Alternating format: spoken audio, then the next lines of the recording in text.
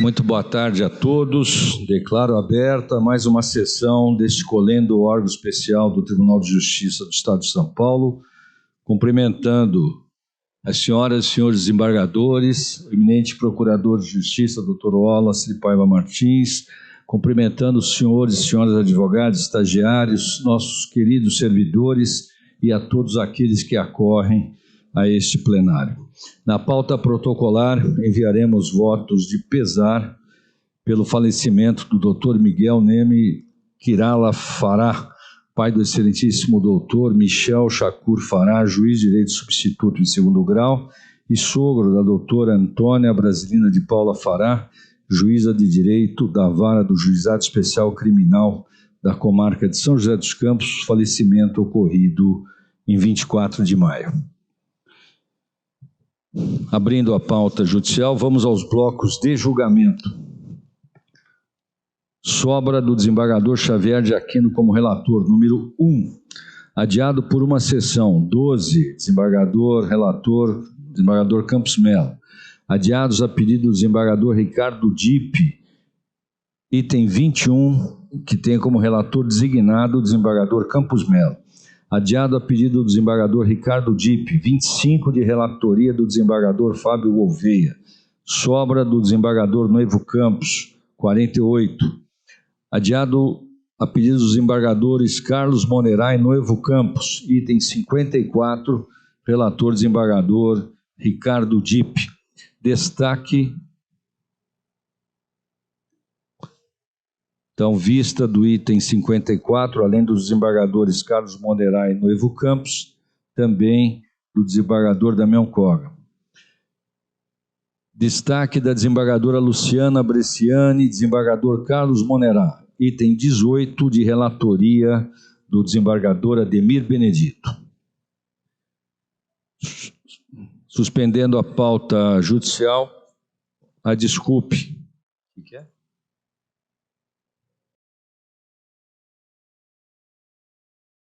Continuando nos blocos de julgamento, ADINS 13 a 17, 19 e 20, 22 a 24, 26 a 36 e 38.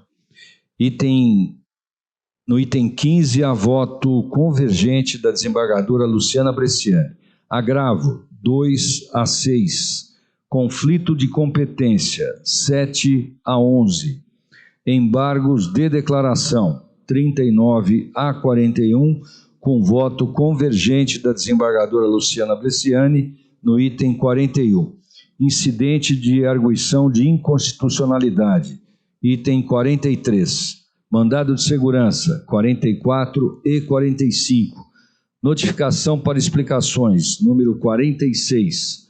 Reclamação, 47, 49, 50 e 51.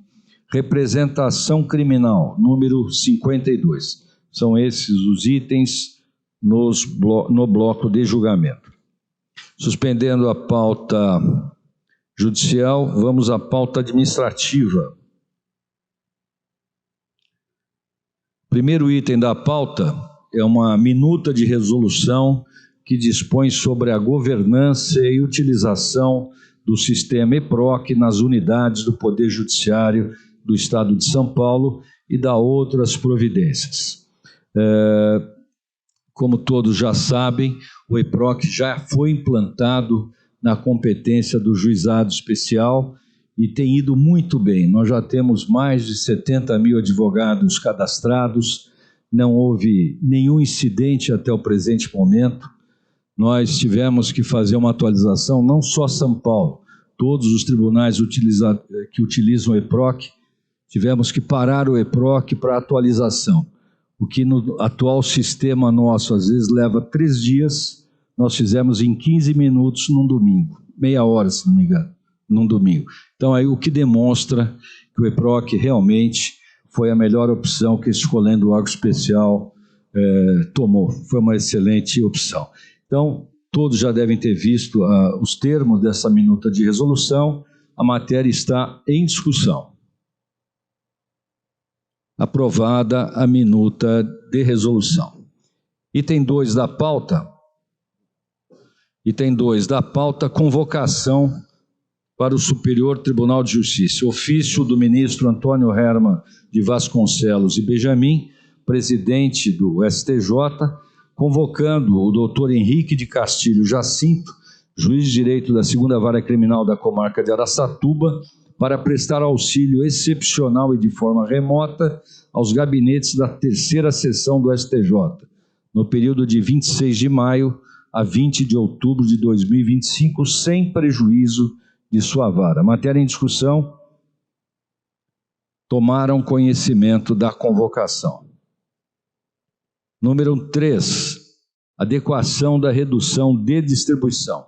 Ofício do desembargador Antônio Carlos Alves Braga Júnior, com assento na 6ª Câmara de Direito Público, comunicando que houve, a seu pedido, a cessação das atividades junto à Câmara de Regulação do Agente Regulador do ONSERP, ONR, ONRCPN e ONRTD-PJ, e que, todavia, mantém suas atividades como coordenador da Comissão para Assuntos de Informática e de Condução do projeto de migração de sistema para o EPROC, razão pela qual o desembargador solicita o reajuste na distribuição dos seus feitos, propondo que a atual distribuição reduzida de 1/3 seja elevada para a metade. Está pedindo a elevação. Tem a palavra o desembargador Beretta da Silveira. Senhor presidente, boa tarde. Cumprimento Vossa Excelência, senhoras desembargadoras, senhores desembargadores, excelentíssimo procurador de justiça, senhoras secretárias, servidores e partes e advogados presentes. Senhor presidente, eu tenho testemunhado muito de perto o trabalho do desembargador Antônio Carlos Alves Braga. E é um trabalho que é muito importante e caro para o tribunal, para a implantação do EPROC pelas mãos de Vossa Excelência. Ele tem inúmeras reuniões, ele viaja pelo país várias vezes.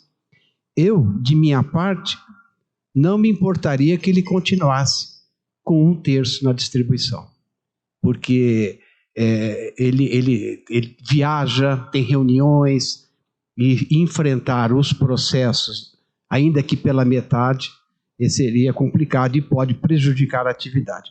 Então, de minha parte, só dando esse testemunho, que eu vejo de perto o trabalho de qualidade e dedicação do desembargador. Eu também acompanho de perto, tanto que ele viaja sempre comigo quando o assunto é EPROC, corremos o Brasil, mas eu só estou pondo em votação aquilo que ele próprio pediu.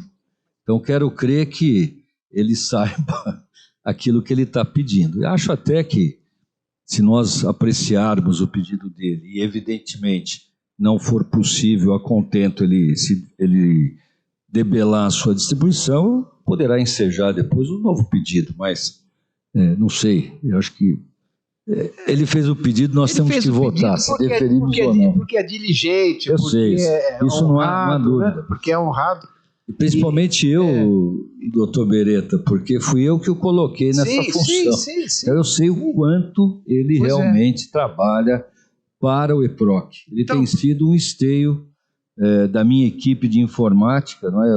A coordenação que ele faz, ele tem sido realmente um farol que todos seguem. Então, presidente, só para facilitar, então eu indefiro para manter 1/3. Pronto. Tá bom. Alguém mais acompanha o desembargador Beretta ou vamos votar o requerimento que o próprio desembargador Alves Braga Júnior fez? Eu coloco então em votação o requerimento do desembargador Alves Braga. Quem acompanha o desembargador Beretta, que se manifeste, por favor. Então, por maioria de votos, deferiram o requerimento do desembargador Alves Braga, vencido o eminente vice-presidente, que mantinha a distribuição em 1/3, tendo em vista a excelência do trabalho desenvolvido pelo desembargador Alves Braga.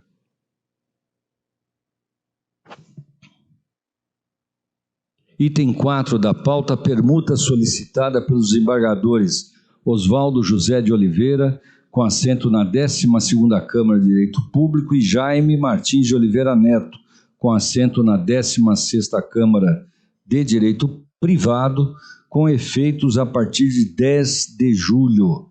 Matéria em discussão.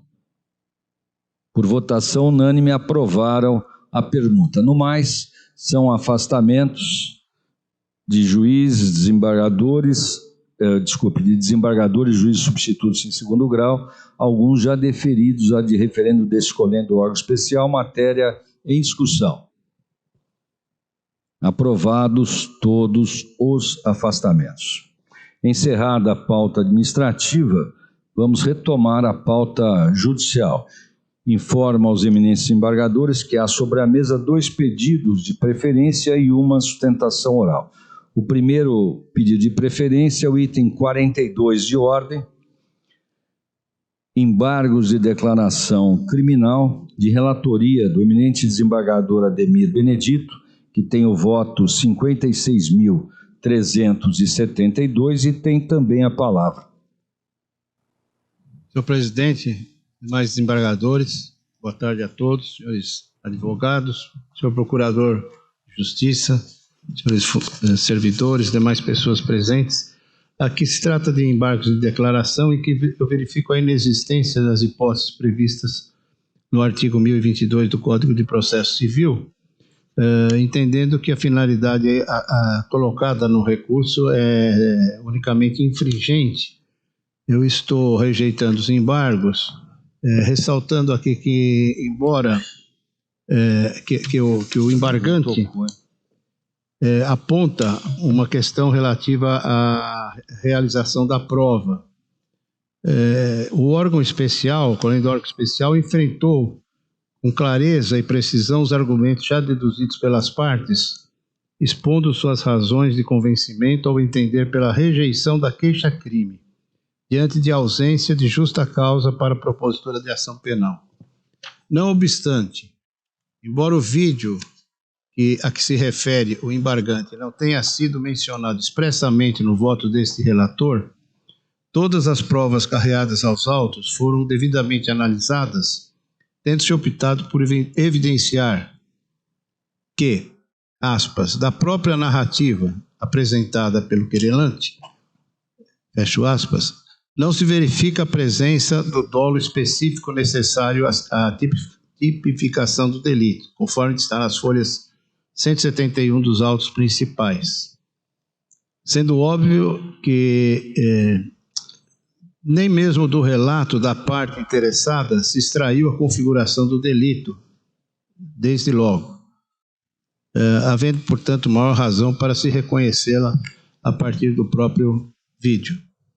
Não se pode reconhecê-la a partir do próprio vídeo.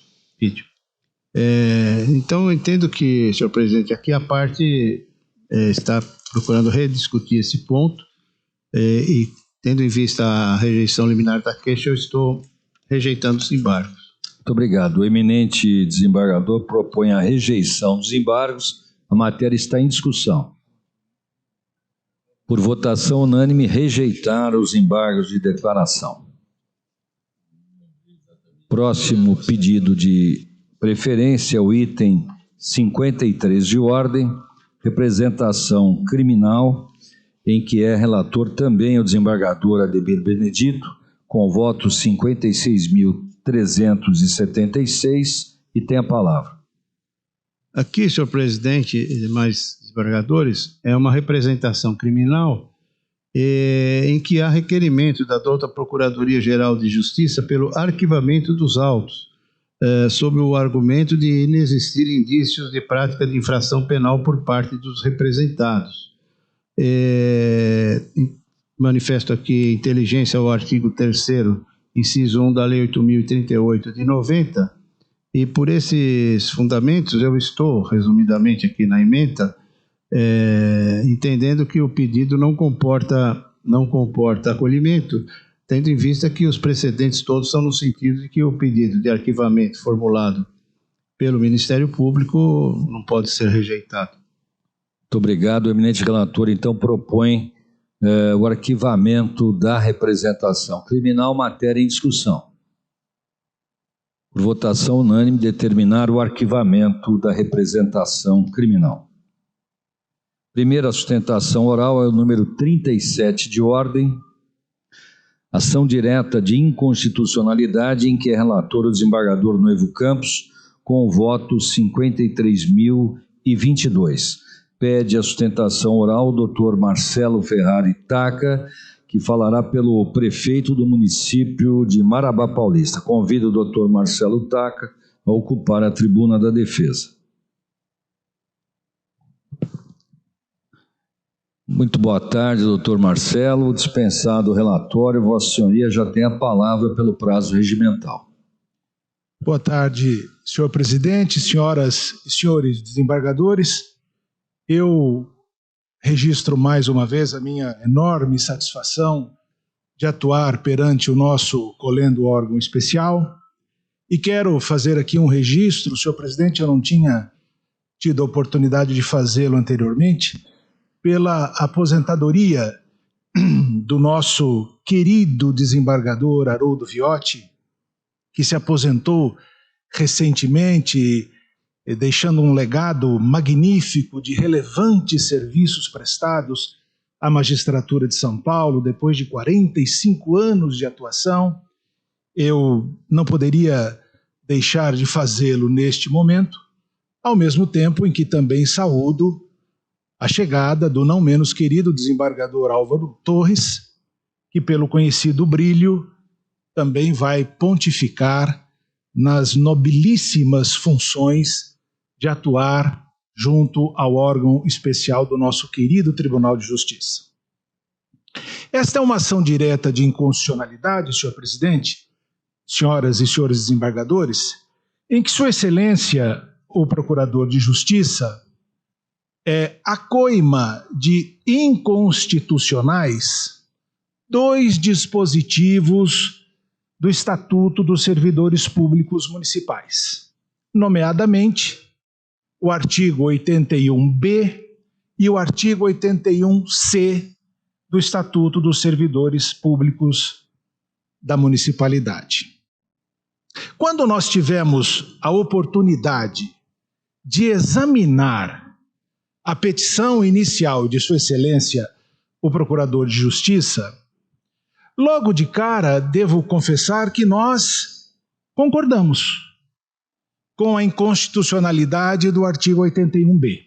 De fato, bem analisando a sua redação e bem analisando os argumentos que foram trazidos por Sua Excelência, nós nos convencemos que, de fato, aquele dispositivo continha uma discricionariedade muito ampliada ao chefe do Poder Executivo, permitindo que concedesse, por exemplo, até 50% de gratificação aos servidores, sem critérios muito definidos, na verdade, sem nenhum critério, a não ser naturalmente o critério político pessoal, que, de fato, malferia o princípio da impessoalidade, o princípio da razoabilidade e até mesmo o princípio da moralidade. Diante disso, nós então orientamos que este artigo 81B fosse revogado. O que de fato se sucedeu, houve a aprovação de uma nova lei municipal revogando inteiramente esse dispositivo. Nós informamos esta revogação nos autos da ação direta e pugnamos, naturalmente, quanto a este ponto, pelo julgamento sem resolução de mérito em razão da perda superveniente do objeto, com relação unicamente a esse dispositivo. Inclusive, Sua Excelência, o Procurador-Geral de Justiça, manifestou-se nos autos concordando com esse pedido, com essa orientação.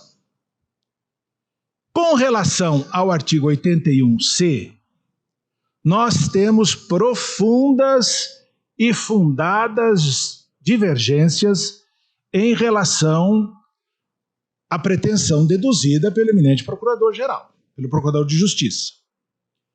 Notadamente porque este artigo 81C, embora se refira a uma gratificação por dedicação plena do servidor público, na verdade o que quer instituir é um abono de permanência àqueles servidores públicos que, atingindo o período regulamentar de cumprimento da sua jornada profissional, ainda pretendam permanecer trabalhando e exercendo as suas funções. Não é preciso que eu diga, mas direi aqui uma obviedade, uma trivialidade. A ideia desse dispositivo é premiar o bom servidor, é premiar o servidor dedicado à boa experiência aurida ao longo de tantos anos de bons serviços públicos prestados. Não é outra, portanto, a sua inspiração e a sua gênese normativa. Entretanto, o eminente procurador de justiça disse: não pode. Não pode porque o artigo 40, parágrafo 19 da Constituição Federal, diz que se for abono de permanência, ele tem que equivaler à devolução do valor respectivo da contribuição previdenciária.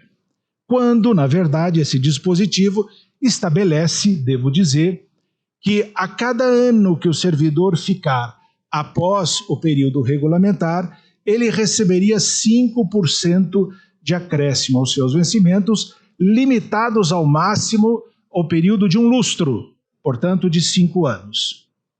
E a Constituição determinaria que o valor do abono de permanência seria o correspondente ao desconto previdenciário. Não é isso que se trata. Não é disso que se trata porque os servidores públicos municipais não estão vinculados ao regime próprio de previdência. E o artigo 40, parágrafo 19, refere-se unicamente aos servidores, ao abono de permanência daqueles servidores públicos que são vinculados ao regime próprio de previdência municipal. No caso específico desta ação, os servidores públicos, como disse, são vinculados ao regime geral da Previdência Social. E, portanto, não há possibilidade de que o município deixe de descontar a contribuição previdenciária para devolvê-la ao servidor, porque mesmo permanecendo em abono de permanência, o servidor vinculado ao regime da Previdência privada, do regime geral de Previdência, permanece contribuindo com a Previdência Social. Portanto, esse era o primeiro argumento, o argumento mais sólido, pelo qual nós nos opusemos ao pedido lançado pelo eminente procurador de justiça. E na sequência, Sua Excelência, quando tomou conhecimento da informação de que os servidores são vinculados ao regime próprio da Previdência, disse: não pode também.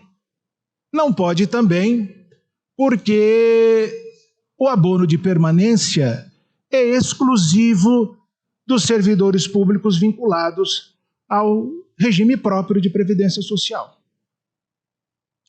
Eu confesso a Vossas Excelências que procurei examinar em profundidade essa questão e não encontrei fundamento que embase essa questão. É possível que se diga que o servidor da iniciativa privada não tenha direito eventual a um abono de permanência. De fato, não tem mesmo. Mas o servidor público efetivo, o servidor público concursado, o servidor público vinculado a um regime estatutário, a um regime jurídico único, só porque não tem regime próprio de previdência, qual é o obstáculo para que o município edite dentro da sua autonomia uma norma legal que possa bonificar este servidor, que possa fidelizar este servidor no serviço público quando ele já tenha atingido o período da sua inatividade e queira permanecer trabalhando. Não verificamos nisso nenhum óbice constitucional ou legal para que esta normatização fosse editada. E prossegue Sua Excelência, o Procurador-Geral de Justiça, dizendo, olha, e não pode também, porque este abono de permanência, esta gratificação pela dedicação plena, o nome que se queira dar, ela leva em conta o tempo de serviço. E, portanto, ela implica num bis in idem com o quinquênio e com a sexta parte. Verdade em termos, porque, de fato, o abono de permanência é óbvio. Ele tem como razão principal o tempo de serviço. Só tem abono de permanência aquele que cumpriu um longo período de serviço e que agora poderia entrar na inatividade e não entra para permanecer trabalhando, recebendo a bonificação. Verdade. Mas a gênese da normatização legal não é a mesma do quinquênio, não é a mesma da sexta parte. A inspiração da norma é justamente, como disse ainda há pouco, premiar o bom servidor, valer-se da experiência daquele servidor que dedicou anos da sua vida e amealhou um cabedal de conhecimentos que ele quer permanecer colocando à disposição do município, ao invés de ser substituído por alguém novato, sem nenhuma experiência, que não daria a mesma produtividade e a mesma eficiência no serviço público. Portanto, não vemos aí nenhuma incompatibilidade. E se fôssemos seguir por este raciocínio, nós então seríamos obrigados a deduzir que entre um quinquênio e a sexta parte também há uma inconstitucionalidade, porque ambos usam essencialmente o tempo de serviço para sua implementação. O quinquênio, 5 anos, a sexta parte, 20 anos de efetivo exercício, portanto, de efetivo trabalho. Então, essas razões nos levaram a divergir profundamente e respeitosamente das razões que foram deduzidas pelo eminente procurador. E, na sequência, Sua Excelência também apontou uma outra questão e disse, olha, é inconstitucional também, porque este adicional de dedicação plena estabelece uma disparidade, quebra uma isonomia entre homens e mulheres, porque diz que os homens receberão a partir de 30 anos de efetivo exercício e as mulheres a partir de 25 anos de efetivo exercício. Ora, o que faz a Previdência Privada? O regime geral da Previdência Social estabelece idades diferentes para a aposentadoria entre homens e mulheres, e até onde eu saiba, nunca ninguém disse que isso seria inconstitucional. E, portanto, por qual razão, ou somente por esta singela razão, nós haveríamos então de retirar do mundo jurídico uma norma que tem estimulado o serviço público municipal, vários servidores recebem, não estão recebendo agora, porque o eminente relator, desembargador Noevo Campos, concedeu uma liminar e sustou os efeitos das duas normas e, portanto, os pagamentos estão suspensos, mas já recebiam desde 2012, quando essa norma foi editada, já haviam incorporado esse benefício aos seus rendimentos, à sua vida financeira, e hoje se vem na iminência de perder este abono e, naturalmente, creio eu que optarão por, então, ingressar na inatividade. Doutor Marcelo, está restando 1 minuto somente. 1 minuto. Muito obrigado, presidente. E registro finalmente que todos esses benefícios não se incorporam, porque indo para a inatividade pelo regime geral da Previdência Social, o servidor recebe no máximo o teto da Previdência Social e não recebe o equivalente ao que recebia durante a atividade. Eu agradeço muitíssimo, senhor presidente, mais uma vez a generosidade de Vossa Excelência, dou aqui o meu testemunho da forma fraterna e acolhida com que Vossa Excelência sempre trata a todos da advocacia, especialmente da advocacia do interior, e pretendo brevemente acompanhar a visita de Vossa Excelência à minha região. Muito obrigado pela atenção, uma boa tarde a todos as senhoras e senhores desembargadores. Muito obrigado. Muito obrigado, doutor Marcelo Taca. Passo a palavra ao relator para que profira o seu voto, desembargador Noivo Campos. Senhor presidente, cumprimentando Vossa Excelência e os demais colegas, cumprimentando o Ministério Público, os servidores, os advogados aqui presentes, cumprimentando o eminente advogado, doutor Marcelo Taca, pela excelência da sua exposição. Sinceramente, é uma questão que já tinha me causado um pouco de espécie. E, com a excelência da exposição de hoje, eu vou fazer o seguinte, eu vou retirar de pauta para reexaminar essa matéria. Pois não. Julgamento suspenso, mercê da retirada de pauta pelo eminente relator. Muito obrigado, doutor Marcelo Taca. Tenha uma boa tarde. Boa tarde.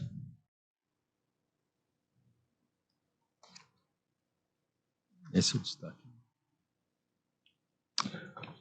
Próximo é o item 18 de ordem, ação direta de inconstitucionalidade, em que é relator o eminente desembargador Ademir Benedito, com votos 56.148. Neste feito, há destaque da desembargadora Luciana Bresciani e do desembargador Carlos Monerá. O julgamento ainda não teve início, tem a palavra então o eminente relator.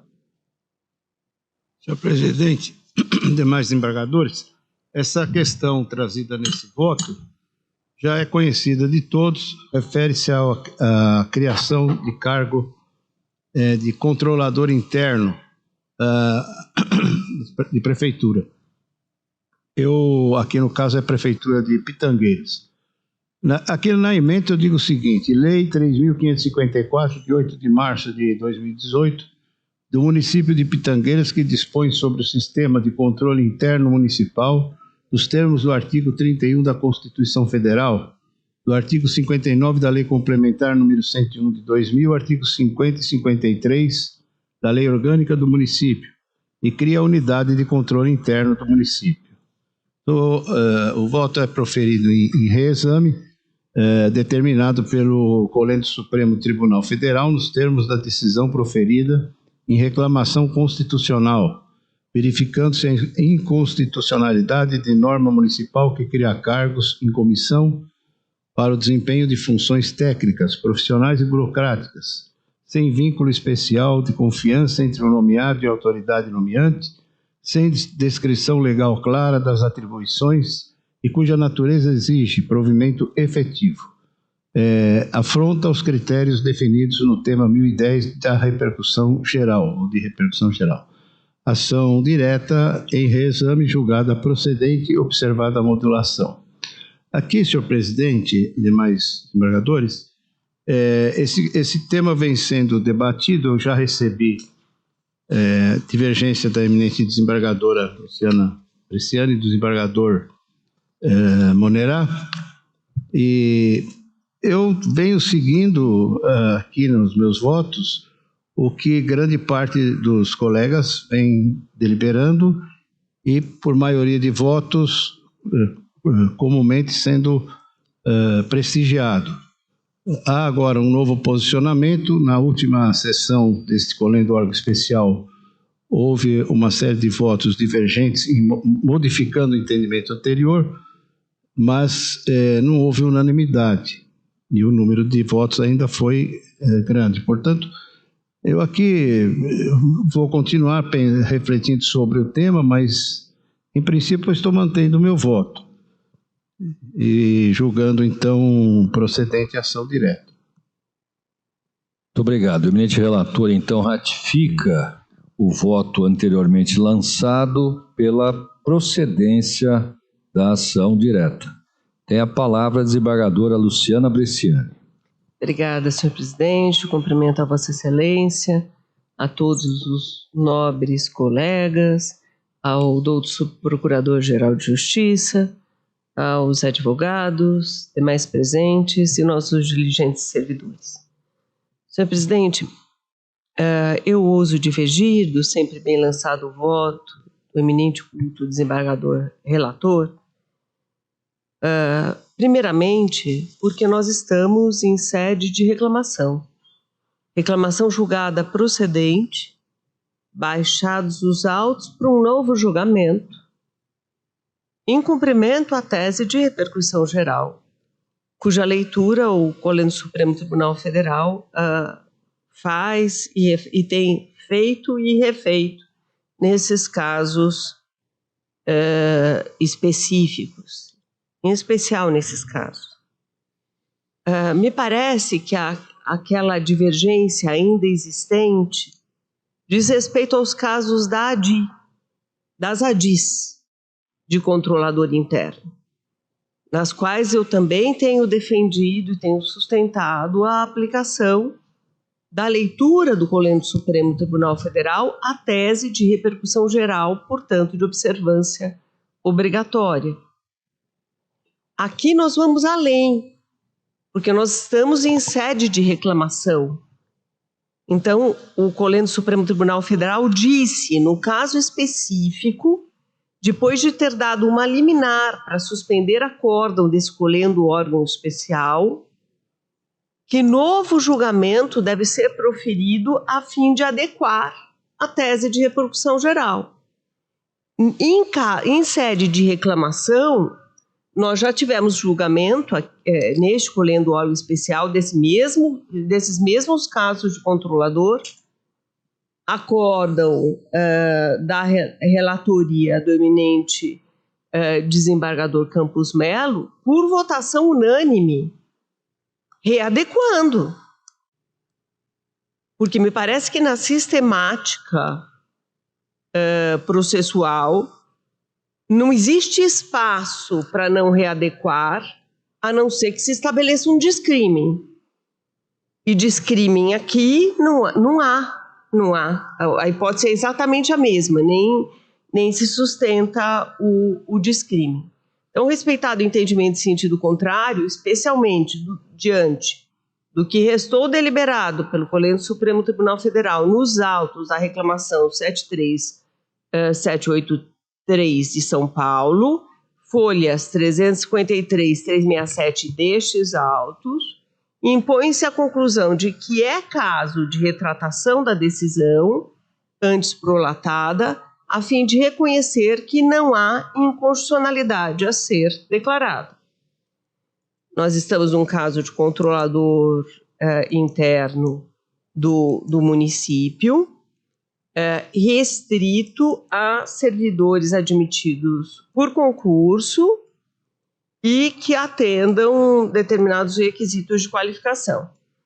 Então, o que eu proponho em termos de ementa, para resumir bastante, ação direta de inconstitucionalidade, município de Pitangueiras, Lei Municipal 3.554/2018, cargo em comissão de controlador interno, restrito a servidor público. Então, aquilo que nós chamamos comumente de função comissionado. Atribuições compreendidas como de direção, chefia e assessoramento, observância do artigo 37.5 da Constituição Federal, inexistência de vício material, tema 1010. O acolhimento da reclamação se deu com base em tema de repercussão geral, tema 1010. Procedência original cassada por decisão do Colégio Supremo Tribunal Federal em reclamação. Retratação, artigo 1042 do Código de Processo Civil, improcedência da ação. Ação direta de inconstitucionalidade proposta pelo Procurador-Geral de Justiça, visando declaração de constitucionalidade dispositivos da Lei 3.554/2018 do município de Pitangueiras, que institui encargo em comissão de controlador interno. Julgamento original pela procedência da ação, cassado por decisão do Supremo Tribunal Federal em sede de reclamação, por violação ao entendimento do tema 1010 de repercussão geral. Cargo de controlador interno dotado de atribuições típicas de direção, chefia e assessoramento, com assessoramento direto ao chefe do Executivo. Quem o diz, e tem dito reiteradas vezes, é o Colendo do Supremo Tribunal Federal, em sede, muitas vezes, como nesse caso específico, de reclamação, sendo legítimo seu provimento por meio de cargo em comissão, inexistência de afronta ao princípio de concurso público, ao regime constitucional dos cargos em comissão, precedentes do Supremo Tribunal Federal que transcrevo, e deste órgão especial, especialmente aquele que eu referi em sede de reclamação. Exigência legal local, ademais, de que o cargo seja ocupado por servidor efetivo, qualificado, ausência de vício de inconstitucionalidade material, juízo de retratação exercido, nos termos do artigo 1040, inciso 2 do Código de Processo Civil. Esse é meu voto, senhor presidente, com a devida vênia. Muito obrigado, eminente desembargadora Luciana Bresciani. Propõe, então, a improcedência. Desembargador Carlos Monerá. Obrigado, senhor presidente. Na pessoa de Vossa Excelência, saúdo todas as colegas e os colegas. Saúdo o doutor Wallace Paiva Martins e advogados e público presente e servidores. Senhor presidente, é uma mera reflexão rápida sobre esse assunto, porque ele vem sendo discutido desde que o artigo 74 da Constituição Federal, reproduzido no artigo 35 da nossa Constituição Estadual, determinou a implantação da controladoria. O entendimento da natureza desse cargo de controlador me parece que ele vem evoluindo. De início, tal cargo foi entendido como um verdadeiro auditor. Aqui no órgão especial, nós entendíamos que ele seria completamente independente da autoridade nomeante. Ele seria um auditor, ele estaria verificando se tudo estava certo, né? Mas, nesse sentido, houve vários julgados do órgão especial, inclusive um de minha lavra, que eu transcrevo, outro da lavra do desembargador Vico Manhas, no sentido de julgar procedente aquelas ADIs. Eu mudei meu entendimento e explico. O Supremo Tribunal Federal ele tem apontado que o controlador não é mero auditor independente. Como aponta o voto da culta desembargadora Luciana Bresciani, controlador é assessor da autoridade. Ele chega-se ao ponto de dizer que tem o mesmo status de secretário de Estado ou secretário de municipal. O Supremo Tribunal Federal decidiu que essas atribuições correspondem a assessoramento do prefeito e são análogas àquelas desempenhadas pelos secretários municipais. É um voto do Barroso, datado inclusive de setembro de 24. Nesse caso, o cargo ocupado passa a ser de confiança e, portanto, de nomeação da autoridade. E o tema 1010, que no caso é o motivo dessa reclamação ter descido, né, a criação de cargos em comissão somente se justifica para o exercício de funções de direção, chefia e assessoramento, não se prestando ao desempenho de atividades burocráticas, técnicas, operacionais, coisa que todos nós usamos nos nossos votos a respeito de cargos comissionados, né? Nessa esteira, o Supremo Tribunal Federal tem indicado a miúde haver desrespeito do quanto por ele estabelecido em sede de repercussão geral, quanto ao tema 1010. Do órgão, e quando esse órgão especial declara a inconstitucionalidade do cargo de confiança de controlador interno, tem determinado, como neste caso, a baixa para readequação. Já foi citado aqui o voto do eminente desembargador Campos Melo, que no item 2 diz: exercício do juízo de retratação em obediência à norma do artigo 1042 do CPC, criação de função em confiança relativa ao cargo de coordenador do controle interno, inconstitucionalidade não configurada. Este caso aqui, como já defendido pela desembargadora Luciana Bresciani, é idêntico ao que nós já julgamos aqui no órgão especial, né? Então, por esses motivos, senhor presidente, eu ouso divergir do voto do eminente relator e aderir ao voto da desembargadora Luciana. Muito obrigado. O desembargador Carlos Monerato também propõe improcedência, aderindo à divergência aberta pela desembargadora Luciana Bresciani. A matéria está em discussão. Desembargadora Silvia Rocha. Senhor presidente, cumprimento Vossa Excelência, cumprimento a todos. Além de nós já termos decidido a matéria em reclamação, na semana passada foi julgado por votação unânime a ADIM 224-6997-86-2024, da qual eu fui relatora. Esse órgão especial julgou por votação unânime, considerando constitucional a lei que trata da função gratificada de controlador interno. Queria fazer apenas essa observação. Desembargador Afonso Faro. Boa tarde, senhor presidente. Cumprimento Vossa Excelência, os demais desembargadores, subprocurador-geral da Justiça aqui presentes, senhores advogados, nossos funcionários. Eu só gostaria de me pronunciar, senhor presidente, já adiantando que, com todas as vênias, o eminente relator acompanharia a divergência, porque me parece que este juízo de adequação, neste caso específico desta ADIM, não encontramos nele mais espaço data vênia para discutir a respeito da natureza jurídica do controlador. Por quê? Porque há 3 pronunciamentos do Egrégio Supremo Tribunal Federal relativamente a este caso em exame, que já afirmam ser o cargo de controlador exatamente como colocado nos votos da eminente desembargadora Luciana Bresciani e do voto do desembargador Carlos Monerato.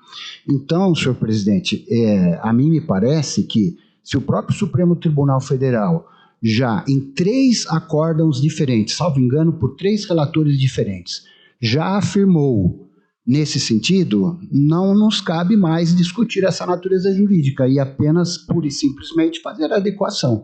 Se isso é positivo para o livre convencimento desse egrégio colegiado ou não, me parece que é matéria que não nos cabe discutir, porque os termos constitucionais e das decisões do Supremo, nesse caso, já são nesse sentido.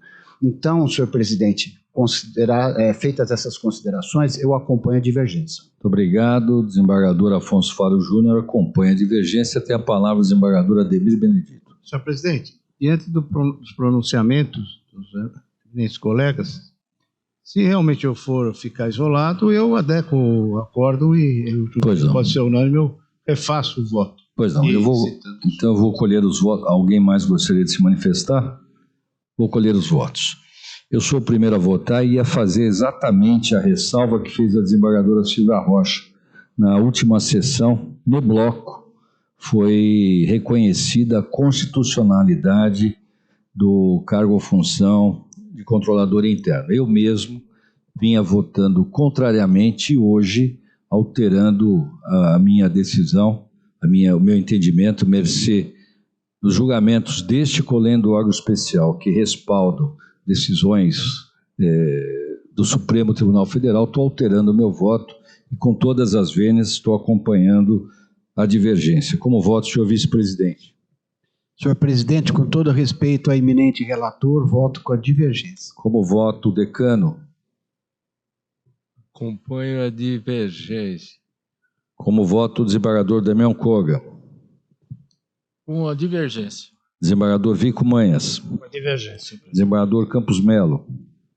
Data vênia, acompanho a divergência. Desembargador Fábio Gouveia? Acompanho a divergência. Desembargador Matheus Fontes? Vênia ao eminente relator para acompanhar o voto divergente. Desembargador Ricardo Dipp? Data vênia com a divergência. Desembargador Figueiredo Gonçalves? Data vênia com a divergência, senhor presidente. Desembargador Gomes Varjão?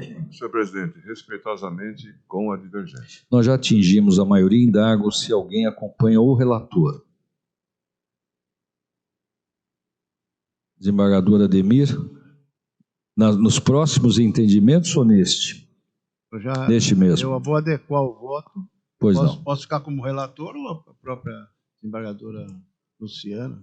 Não, talvez seja. Neste caso, fica como está e Isso. relatora designada desembargadora Luciana Bresciani. Declara voto também desembargador Carlos Monerá. Então, a unanimidade de votos julgaram improcedente a ação. Relatora designada desembargadora Luciana Bresciani, declarando voto desembargador Ademir Benedito e desembargador Carlos Monerá.